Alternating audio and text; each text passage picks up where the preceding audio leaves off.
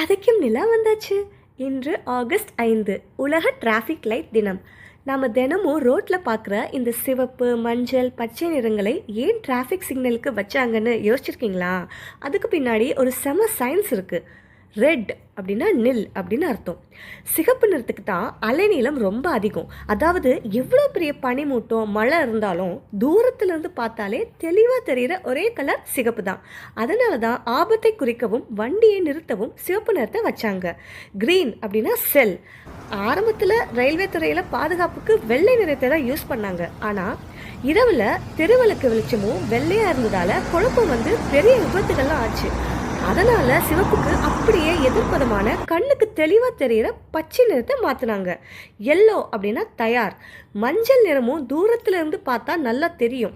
சிகப்புல இருந்து டக்குன்னு பச்சை மாறும்போது டிரைவர்ஸ் அலர்ட் ஆகணுங்கிறதுக்காக இந்த எச்சரிக்கை நிறத்தை வச்சாங்க.